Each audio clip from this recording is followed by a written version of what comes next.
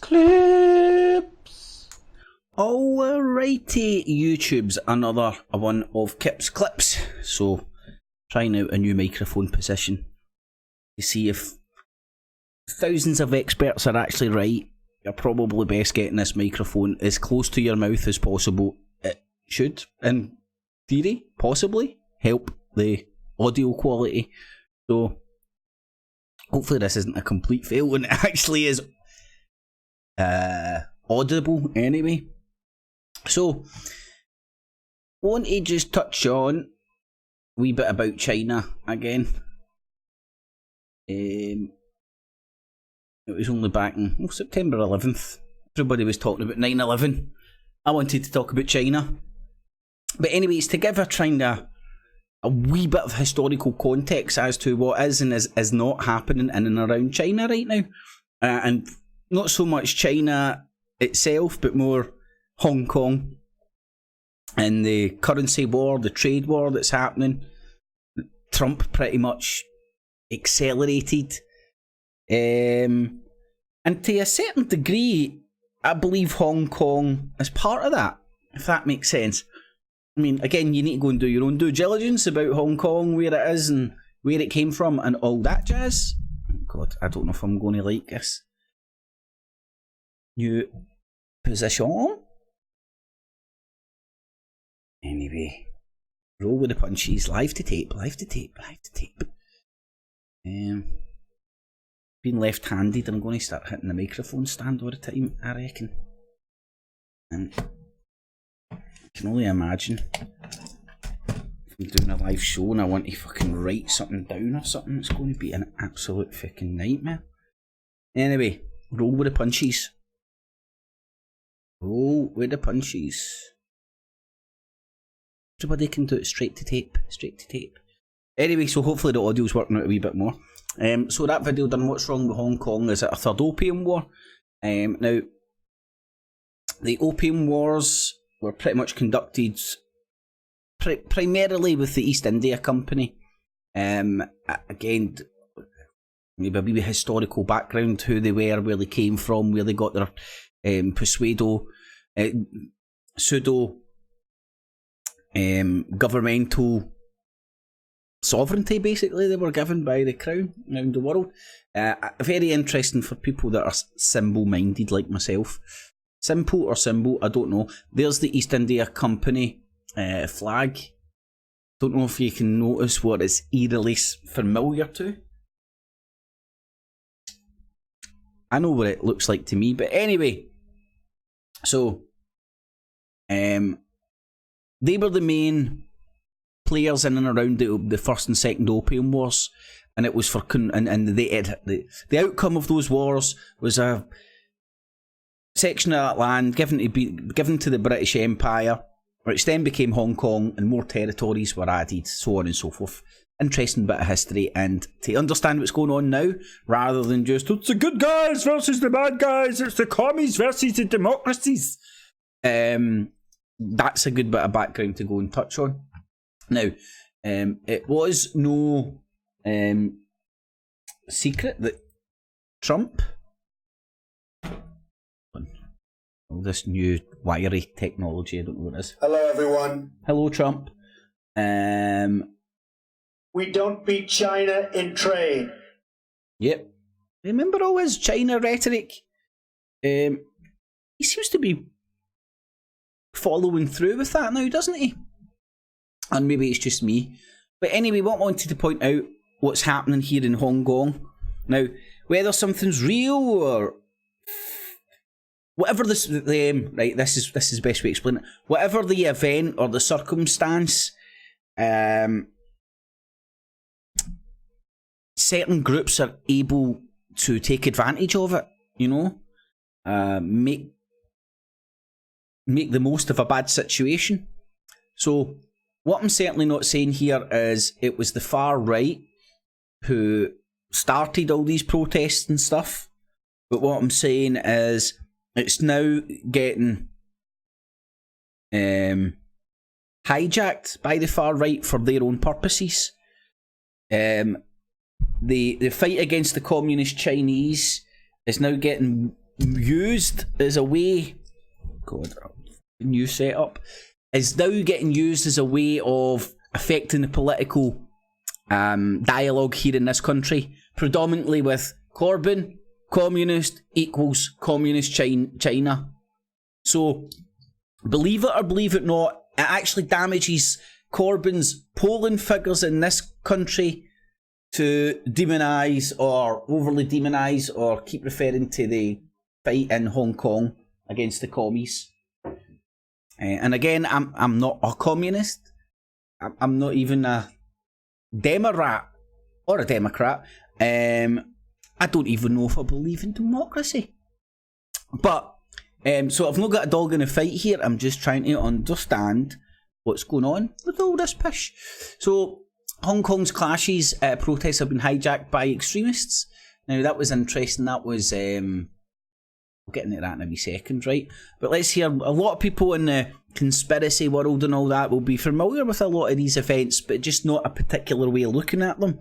Or they wouldn't have the blinkers took off from the people, you know, the internet telling you the TV lies and the TV telling you the internet lie, and none of them ever bringing any information like, hold on, we all might lie.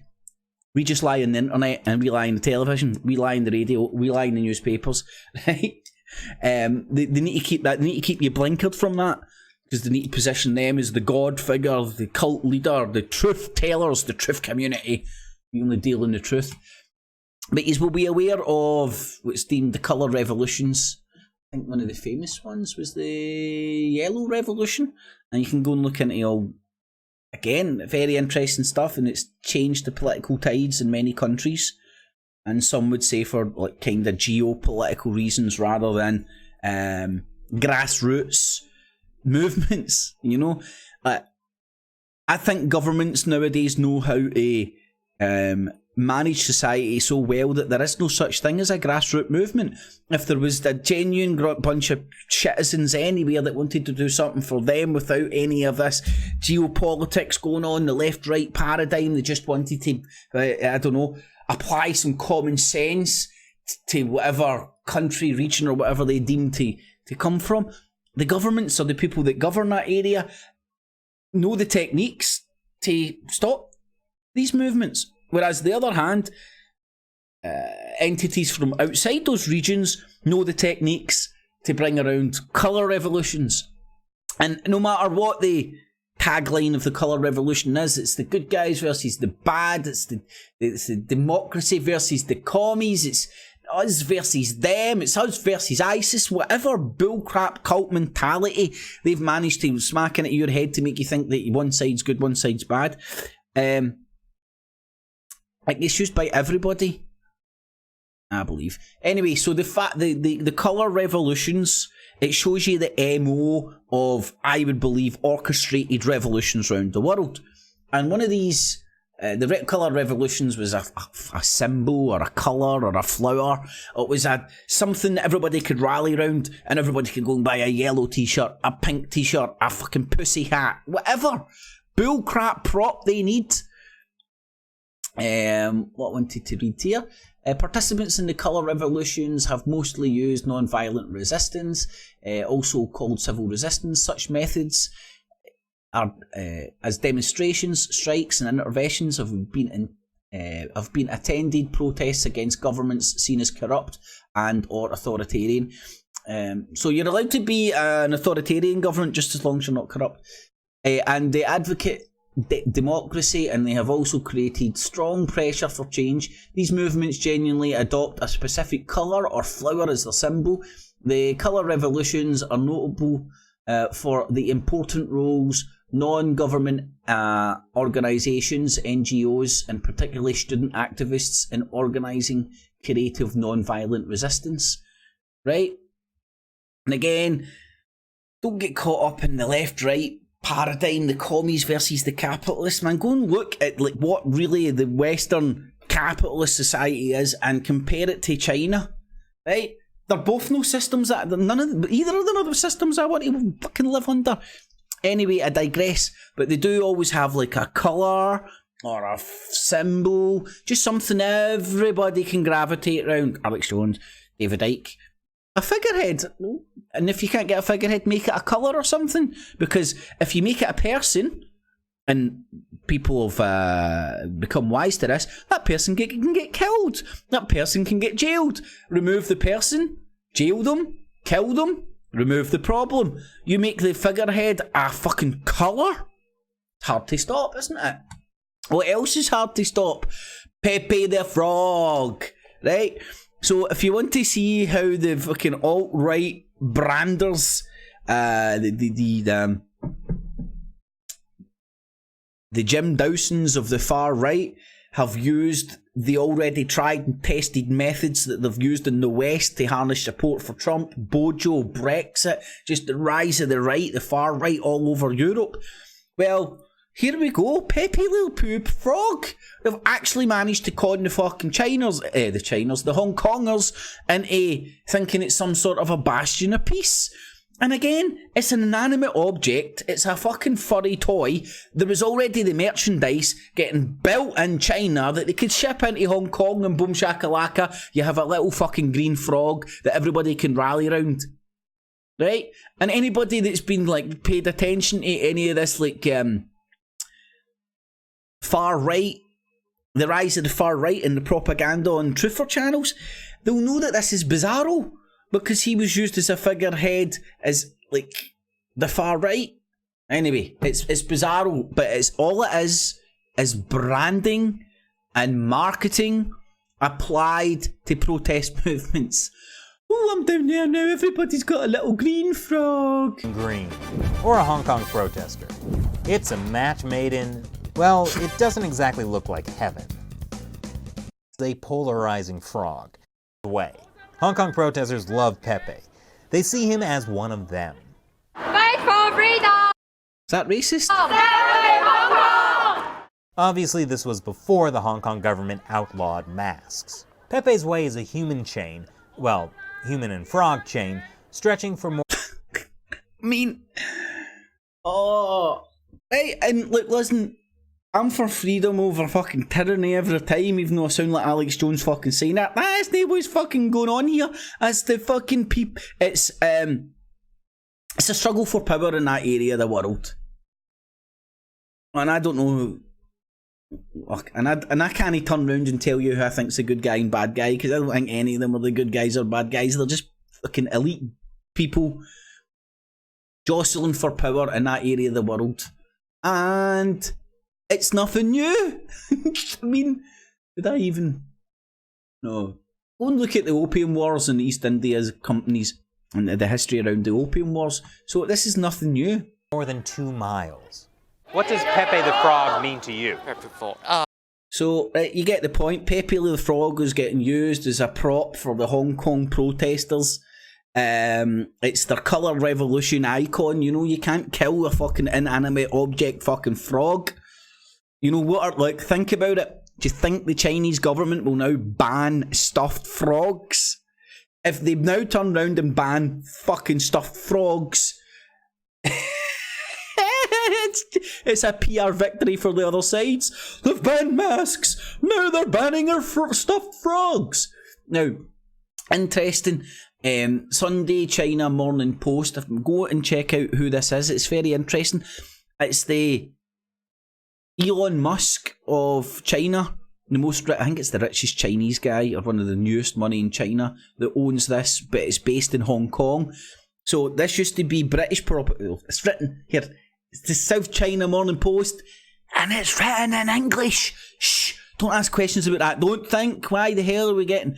Anyway, it used to be British propaganda. To the best of my knowledge and understanding, this used to be run by the British when Hong Kong was in British hands, because this outfit comes from Hong Kong, even though it's called the South China Morning Posts. Since the transition in Hong Kong, which we're still witnessing since 1997, so this has been 12 years now, something like that. The fluctuation in Hong Kong's been happening, and it's now owned by a China guy. But anyway, interesting that he was bringing this up. I thought, how Pepe the Frog became face of Hong Kong protest, despite cartoon being a symbol of hate in US. A mascot of sorts for protesters during Hong Kong's ongoing summer of unrest. However, many Hong Kongers don't realise the frog is actually a symbol of America's alt-right movement. Yeah, they've just been dished out by idiots fueling these protest movements to rally around. They have no idea the meaning of it. Oh, fucking frog, let's call him one of us. I'm all in. But it just goes to show how easily fucking the masses are manipulated, I would argue. Anyway, so there's plenty of pictures showing the Pepe the frog propagation in Hong Kong. Now what I want to show you, a photo of... it's just bizarre looking. But now what you have is the far right hijacking the Hong Kong protest movement for their own purposes. I tried to explain this earlier on in the video. Now, how the alt-right will use it in the UK, they will use what's happening in Hong Kong as a way of going, oh, what the communists do, and then infer or point out that Jeremy Corbyn's a communist. And that's a weapon in the info war. So all of a sudden, why you think fucking Avi Yemeni is bouncing about, fucking giving a shit about Hong Kongers? Everybody else on the alt-right now fucking, oh, look what's happening in Hong Kong. Look what's happened to the Hong Kongers. They're hijacking what's happening there for their own purposes. Even though in essence it's got nothing to do with them. But that's what they're all about. Agent provocateurs trying to profit on worldwide events and spin it for their own benefit. Anyway, so it's no... And there's some more Avi Yemeni just hugging the Chiners when I met a Chinese fan. Now, I think this is quite racist. So everybody, I had some stuff, I'm sorry, we like to have different opinions, Why have they got subtitles up? The guy's speaking Australian. I know it's no English, but I can understand that fucking Aussie, muck foreign muck language. Bingo with it, bingo with it. All you do is need to take that O off of everything they say, and it's basically the same as English. Pretty much. Something close to that. They just take English words and make it bongo, dingo, stinger, bingo, ringo. You know what, I think Ringo Starr was named by a fucking Aussie. But anyway, why they're putting subtitles up for him, right? He's not speaking Chinese. The guy looks Chinese with an Australian accent. And then they're acting like he's a China guy that supports Avi Yemeni. Can you not see the manipulation in this? I can. I like talking to everyone. Some people don't like talking to me. I'm glad you want to talk to me.